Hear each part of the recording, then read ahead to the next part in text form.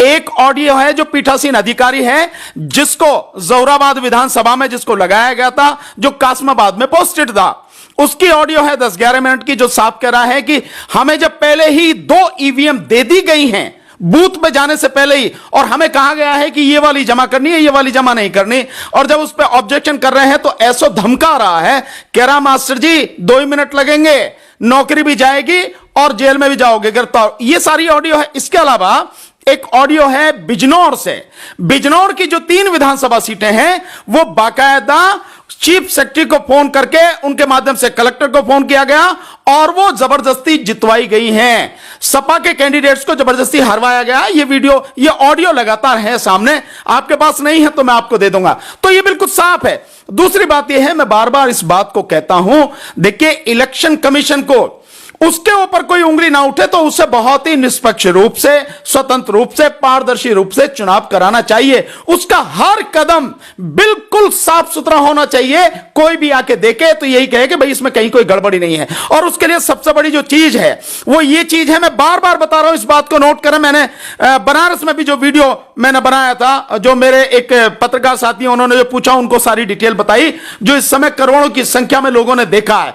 और वो चीज है कि जो 3 मशीनें यूज होती हैं चुनाव में, ईवीएम जिसमें है कंट्रोलिंग यूनिट, यानी जिसमें वोटें गिनी जाती हैं, जिसमें वोटें इकट्ठी होती हैं, और एक होती है बैलेट यूनिट जिसमें वोटें डाली जाती हैं, बटन दबाया जाता है, और उसके बाद होती है तीसरी मशीन है वीवीपैट। ये तीनों जो मशीन हैं, इन मशीनों पर नंबर होते हैं, इनके अपने नंबर होते हैं। ये नंबर, इनके पीछे एक ग्रीन कलर की, हरे रंग की एक स्टिकर लगी होती है। उस स्टिकर पर ये 5-6 जानकारियां होती हैं। फिर बताता हूं आपको क्या क्या है। नंबर 1 ऊपर लिखा होता है स्टेट, यानी राज्य, किस राज्य में चुनाव हो रहा है। स्वाभाविक उत्तर प्रदेश लिखा होगा अगर उत्तर प्रदेश में है तो। इसके अलावा दूसरे नंबर पर होता है डिस्ट्रिक्ट, नहीं इलेक्शन। इलेक्शन कौन सा इलेक्शन है? विधानसभा इलेक्शन है 2022। इसके बाद तीसरे नंबर पर डिस्ट्रिक्ट, किस जिले में मशीन यूज हो रही है, उस जिले का नाम होगा। इसके बाद चौथे नंबर पे है कि सीयू यानी कंट्रोलिंग यूनिट, जिसमें वोट इकट्ठी होती है, ऑब्लिक बीयू यानी बैलेट यूनिट, जिसमें बटन दबाया जाता है, वोट डाली जाती है, ऑब्लिक वीवीपैट, इनका नंबर होता है। यह नंबर उस पर लिखा होता है, जो मशीन का नंबर होता है वो उस पर स्टिकर पर लिखा होता है।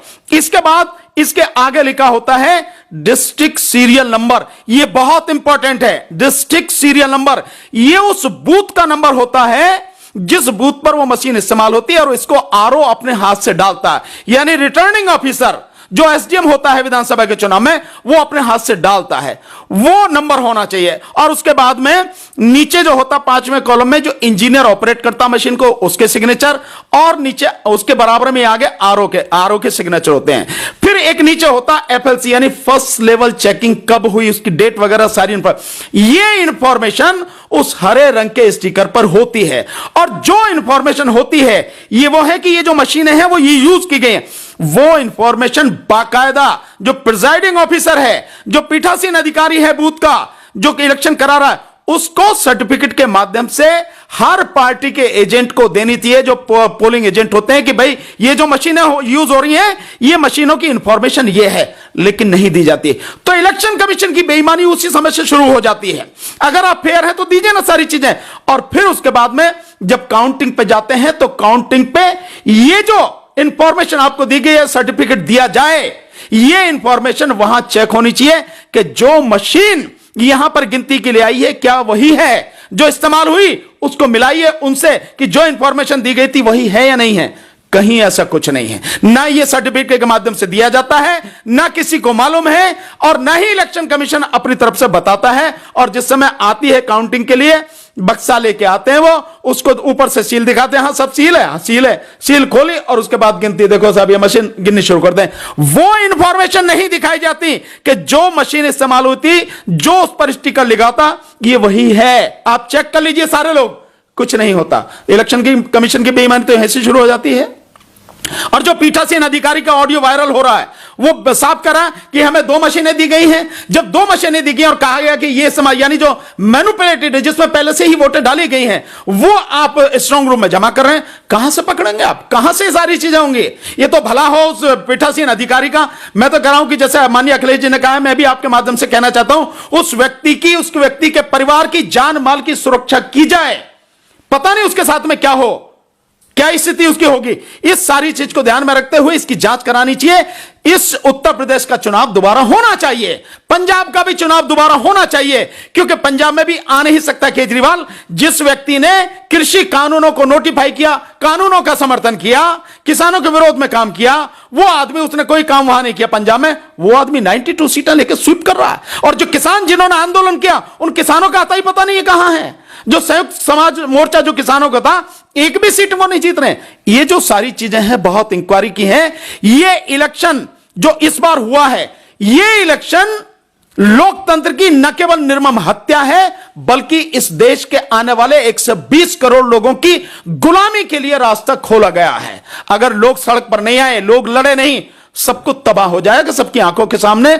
आपके आने वाले बच्चे और आपका भविष्य खत्म हो जाएगा। सर, आपने किसान आंदोलन की बात की है, तो ऐसा जो है आरोप लगाया जा रहा है कि योगी सरकार में किसान आंदोलन था, लखीमपुर खीरी कांड हुआ, हाथरस कांड हुआ, उन्नाव कांड हुआ, लेकिन इन सभी चीजों को नजरअंदाज कर दिया गया और फिर भी भाजपा ने क्लीन स्वीप किया और एक बड़े बहुमत के साथ एक बार फिर से सत्ता में आ गई। क्या आप यह समझते हैं कि इस उत्तर प्रदेश में जहां तकरीबन 3.25 करोड़ किसान हैं और उन किसानों से जुड़े हुए जो मजदूर हैं तकरीबन 2 करोड़, ये सारे के सारे मूर्ख हैं? ये इन्हें नहीं पता कि उन्होंने 5 साल क्या भुगता है?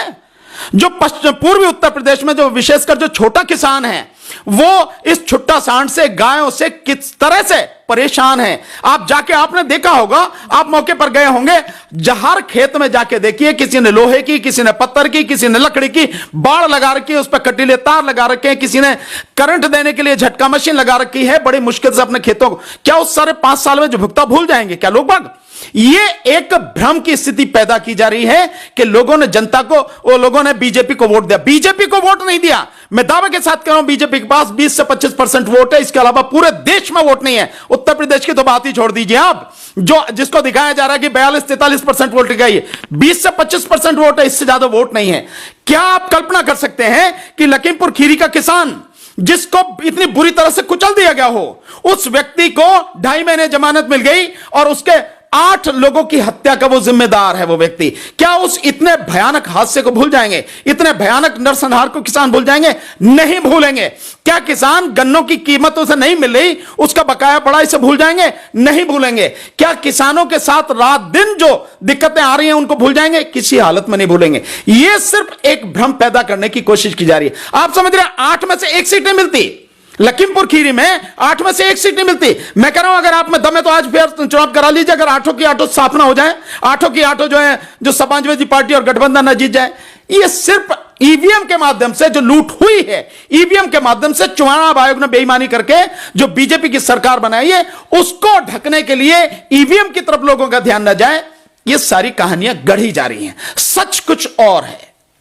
लेकिन सर, अभी भी कुछ समय पहले जो है ट्विटर पर एक प्रधानमंत्री का जो है एक वीडियो वायरल हो गया है, जिसमें कह रहे हैं कि आज भी अमेरिका में बैलेट पेपर से जो है चुनाव हुए जाते हैं। तो और एक तरफ लोग ये कह रहे हैं कि यहाँ पर ईवीएम को लेकर विरोध किया जा रहा है और वही प्रधानमंत्री बैलेट पेपर को जो है समर्थन दे रहे हैं। कहीं ना प्रधानमंत्री की क्या बात करते हो? झूठा, एक नंबर झूठे व्यक्ति हैं प्रधानमंत्री। झूठ के अलावा कुछ बोलते नहीं है। वोट लेने के लिए, लोगों को गुमराह करने के लिए बहुत अच्छी बातें की उन्होंने 2014 से पहले। ये वीडियो भी 2014 से पहले की है। और केवल यही नहीं, केवल प्रधानमंत्री ही ईवीएम को हटाने की बात नहीं कर रहे हैं। प्रधानमंत्री की पार्टी में जीवीएल नरसिम्हा एक सांसद हैं, उन्होंने 246 पेज की किताब लिखी, डेमोक्रेसी एट रिस्क, और उसमें कहा कि ईवीएम से चुनाव नहीं होने चाहिए। दुनिया भर के उदाहरण दिए हैं। उसी में एक जर्मनी का उदाहरण दिया कि जर्मनी में एक व्यक्ति ने इस पर सवाल उठाया सुप्रीम कोर्ट में, सुप्रीम कोर्ट ने खत्म कर दिया कि ईवीएम से चुनाव नहीं होंगे। हमारे यहां तो सुप्रीम कोर्ट खुद मान रहा है। 8 अक्टूबर 2013 को सुब्रमण्यम स्वामी बनाम इलेक्शन कमीशन ऑफ इंडिया का जो जजमेंट आया है, उसके पैरा 27 में सुप्रीम कोर्ट स्वयं मान रहा है कि ईवीएम से free, fair and transparent election नहीं हो सकता।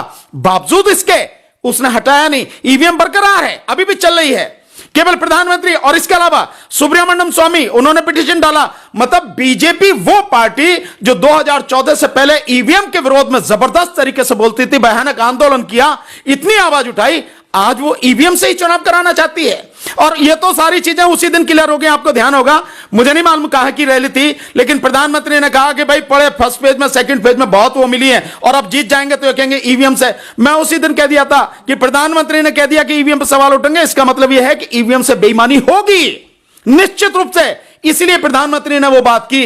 तो मैंने तो कहा था कि चोर की दाढ़ी में तिनका नहीं, पूरी दाल ही, चोर की दाढ़ी में तिनका नहीं, पूरी दाढ़ी जो है ना उसमें तिनके ही तिनके हैं, और दाल काली नहीं, पूरी दाल काली है, दाल में तिनका नहीं, काला तिनका नहीं, यह स्थिति है।